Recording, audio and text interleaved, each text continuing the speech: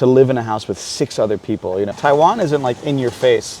Korea is a place that like it front loads the attraction to you. I don't want to say accepted. I think that's a common foreigner thing, like to be accepted. I don't know what that really means, to be accepted. I can never imagine doing what I've done in Taiwan and Korea. You know, I turned in my ARC and everything. I was done. I washed my hands of Taiwan. Like it's whenever Taiwan is in the news in the US, it's never good news. There's never a happy Taiwan story in the US. I'm pro burning ghost money. Burn more ghost money. It's fine, you know?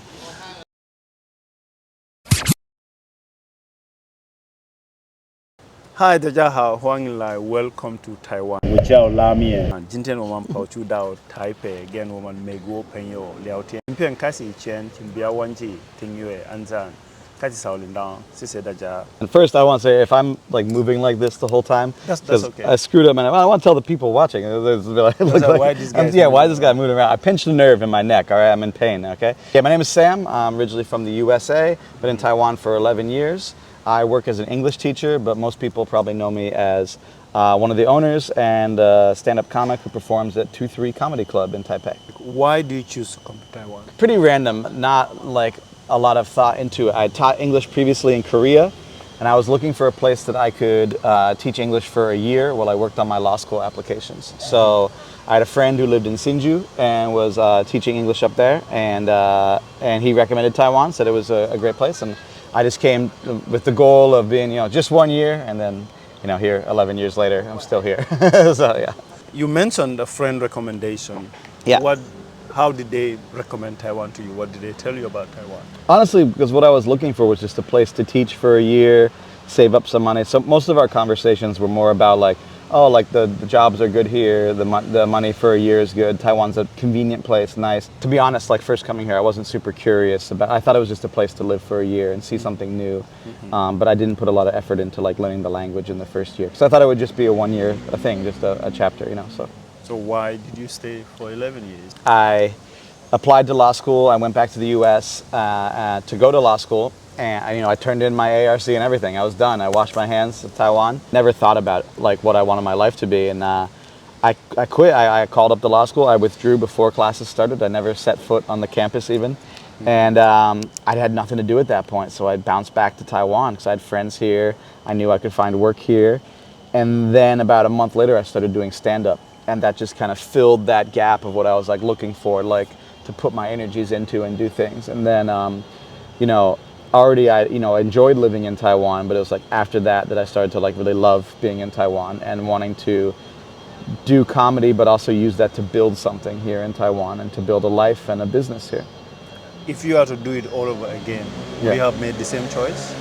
Yes, I would have tried to study Chinese a little more in the first years. Like we talked about off camera before, like that first year or two is a great time to get into studying Chinese more. But yeah, no, I wouldn't take anything back because I'm really happy with where I'm at. And if you change one thing, butterfly effect, maybe everything's different, exactly. Yeah. When I first came to Taiwan, well, the first thing I did is anybody who moved to Kaohsiung at the time did, if you were foreigners, you end up paying way too much for your first apartment. That's a very important step in the front. No, I remember walking around. I just come from Boston. I was paying like $800 at the time to live in a house with 6 other people, like roommates. In Kaohsiung? In Boston. In Boston. And this was like not even in Boston. This was out in Somerville, which if you know Boston is like not even on the subway, out. It was so expensive. Boston is such an expensive city. So I moved to Kaohsiung, and I remember looking at his place. I found my first apartment was like 13,000 NT.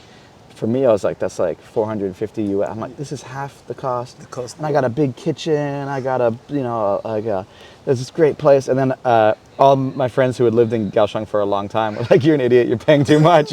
All of them were living in nice places for like 8,000. So that was like, but I settled in, and it was tough. I had a tough adjustment period. Just I'd been in Korea and I'd gotten used to some things about like, simple stuff, where to go to eat. The school I was at in Korea had a really, really good social circle. I was friends with the teachers there. My first school in Kaohsiung, I wasn't really close to. There was one other teacher there that I became friends with, but there wasn't like, everyone just kind of finished work and went home. There wasn't that same kind of thing. And I was getting older too. I didn't want to just party all the time. So my first year was tough. Like I was slow to kind of see the good side of like living in Taiwan. And part of that is my fault. I didn't do enough to get out you know, to leave Kaohsiung on the weekends to get out to places. And it wasn't until my second year that I started exploring more, going out to the islands, going to the East Coast, seeing more of Taiwan, that I realized, you know, the opportunity is there. Korea is a place that, like, it front loads the attraction to you, you know, like, everyone knows Korean barbecue, you know, go to the beach, you can see the party streets, like, there's no shortage of what to do. Taiwan isn't, like, in your face with, like, here's what you do for fun. You've got to go kind of find your own thing, you know, like, if you like hiking, if you like waterfall, it's all there, but you got to go find it. You got to go put yourself into it. My first 4 years in Taiwan, I didn't know anything about a waterfall or hot springs. Yeah, or, yeah. Or anything of hiking or anything like that. I've had friends who taught here for 2 years, 3 years, and they leave and go home and they're like, man, I'm just so sick of Taiwan. I'm like, no, dude, you're sick of Taipei.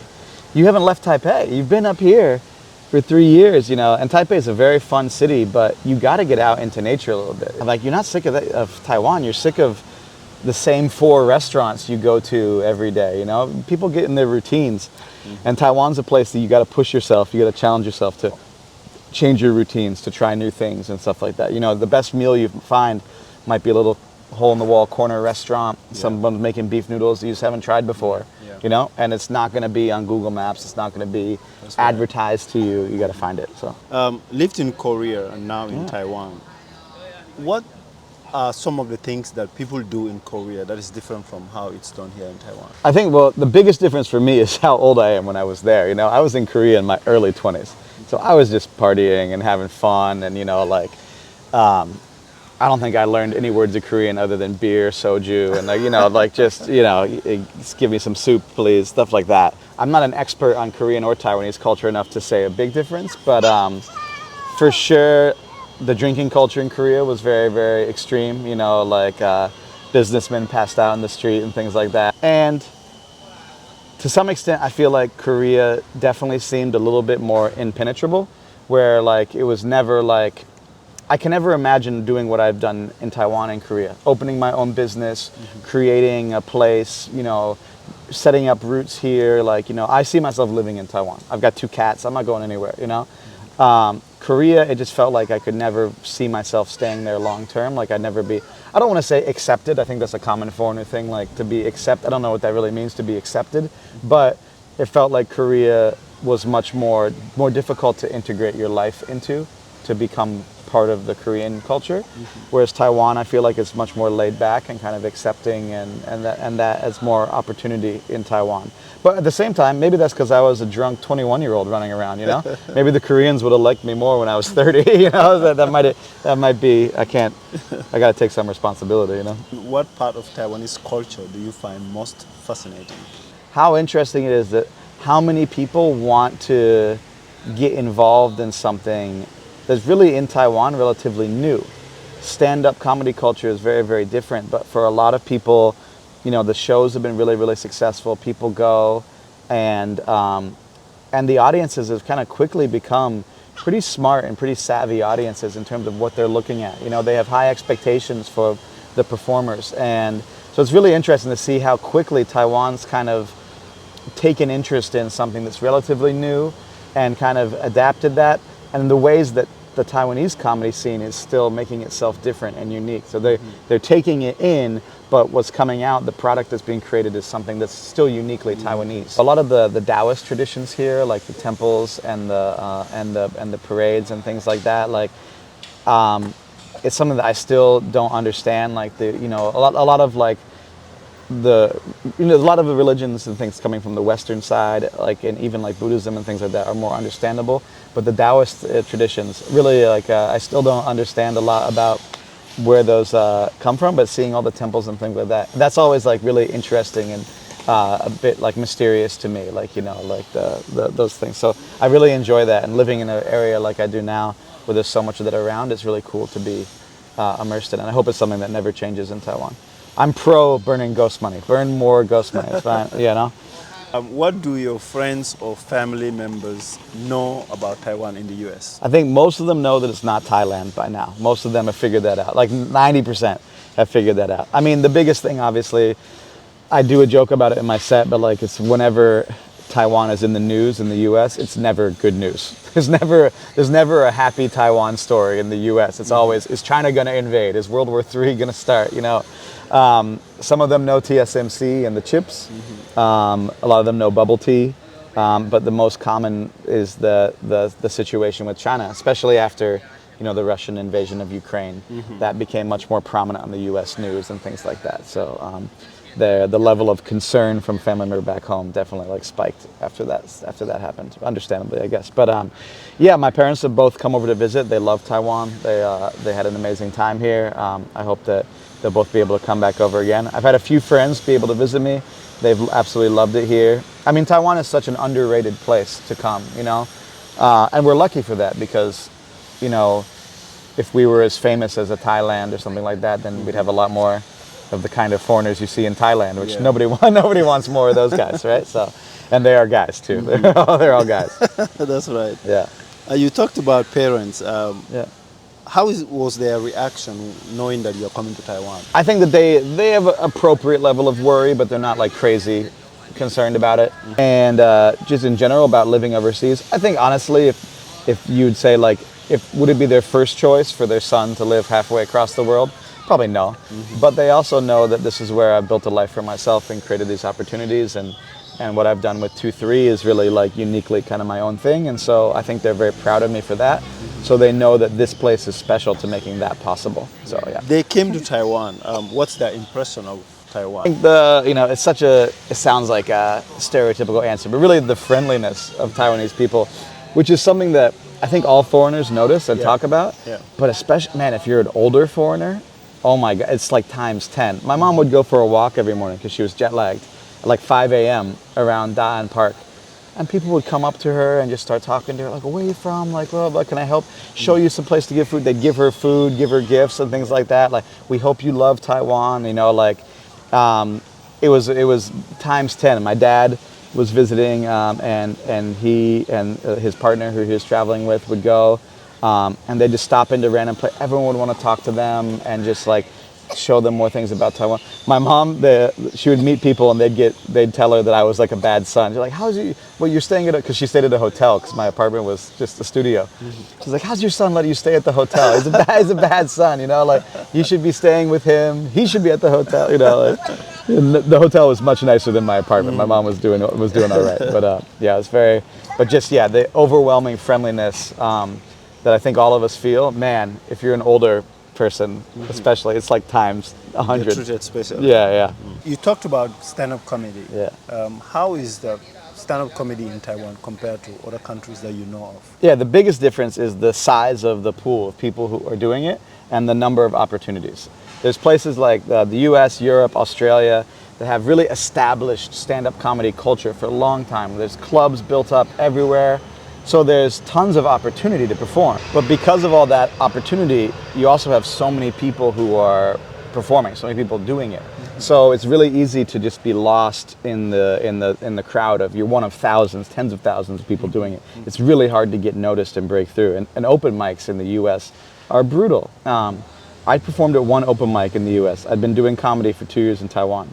I went to the open mic. It's a bar on a Monday night. There's 75 people there. I'm like, this is amazing. This audience is gonna be great. Every single person was a comic, all 75. Wow. There was not a single audience. And the comics, nobody listened to each other. Nobody cared at all. They're just doing their own thing. It was brutal. It's just like made you see like, this is just a random bar on a Monday. There's 75 people here. Like none of these people have weekend spots or anything. In Taiwan, the opportunities are much smaller because there's so few places doing English stand-up. In Taipei, there's only 2-3. Comedy Plus has started doing maybe once a month or so an English show, but it's very, very small number of opportunities. But if you demonstrate proficiency, if you get into it and you grow, you're going to very quickly get opportunities to perform because there's less people doing it, and so there's, you know, because we want to have new faces, new people performing, you're going to get a chance to get in the mix very quickly. But then there's a cap on how far you can go. You can go, yeah. Yeah, in the US, there actually is an opportunity to break out and have a career in stand-up. Whereas in Taiwan, if you stick to English, that's not the case. If you are to change anything in Taiwan, what would it be? I've been asked this question in interviews before, and I always get very specific. I would change the labor laws in Taiwan to make it easier for foreign performers to perform with less paperwork. I would change several things about the income tax withholding system for foreign performers in Taiwan, but specifically things about having foreign talent come to Taiwan and making it easier. You know, we're trying to put together these big shows for not just at 2-3, at theaters for comics coming through. And Taiwan's tax and labor system are really, really difficult to work with, more so than other countries in the region, to the point where Taiwan is getting skipped on big international tours because it's hard for us to make the shows work in the first place and then make them profitable because of the tax system. Do you have anything else to tell Taiwanese people? Yeah, just come out and check out a live show, and don't be intimidated to come and see something new at 2-3. Chinese shows, once a month we do a bilingual show with comics perform in English and Chinese. So there's a lot to see, and yeah, come out to 2-3. All right, thank you very much for sharing your wisdom about Taiwan, and hope Thank you you so continue much. to progress here in Taiwan. I appreciate it very much, man. Thanks for taking the time. Thank Appreciate you. Yeah. Cheers. Sisi Daja, thank you very much for watching, and if you enjoyed it, please don't forget to click that subscription button, like the video, and help us share if you can. Like and subscribe. Yeah, let's do it, man. Sisi Daja. Bye-bye.